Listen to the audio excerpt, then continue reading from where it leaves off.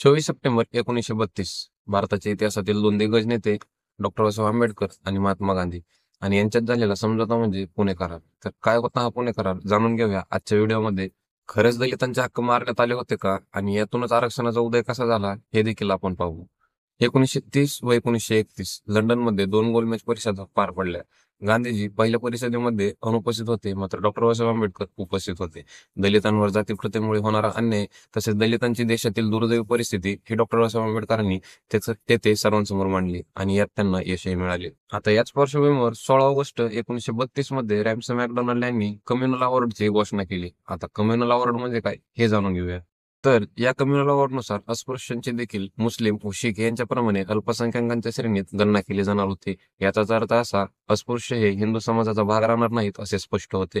अस्पृश्यांना स्वतंत्र मतदारसंघ व दोन मतांचे अधिकार देण्यात येतील असे या कम्युनल अवॉर्डमध्ये नमूद केले होते.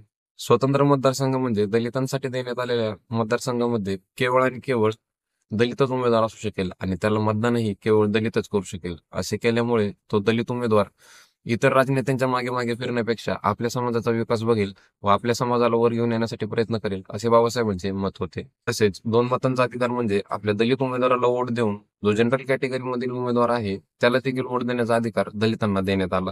पण याचा पूर्णपणे विरोध गांधीजींनी केला. दलितांना जर हिंदू धर्मातून वेगळे मानण्यात आले तर मी जीव देईन असे शब्द गांधीजींचे होते. आणि याच पार्श्वभूमीवर 20 सप्टेंबर 1932 ला गांधीजी पुण्यातील येरवडा तुरुंगात आमरण उपोषणासाठी बसले, ज्यामुळे प्रचंड दबाव बाबासाहेबांवर निर्माण झाला. गांधीजींच्या पत्नी कस्तुरबा गांधी यांनी बाबासाहेबांसमोर हात जोडले आणि गांधीजींना वाचवण्यासाठी विनंती केली. शेवटी बाबासाहेबांनीच काही पावलांची माघार घेतली व 24 सप्टेंबर 1932 रोजी ते येरवडा तुरुंगात गेले.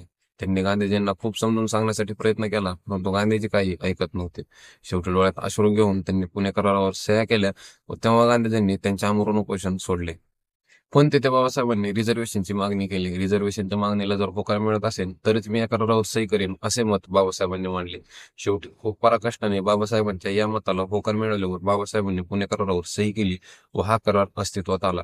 म्हणजेच आरक्षण हा अचानक आलेला मुद्दा नसून दलितांनी खूप मोठे बलिदान यासाठी दिलेले आहे. कारण जर गांधीजींनी आमरण उपोषण केले नसते तर आज दलितांना स्वतंत्र मतदारसंघ व दोन मतांचे अधिकार देण्यात आले असते आणि यामुळे दलितांच्या विकासाला खूप चालना मिळाली असते.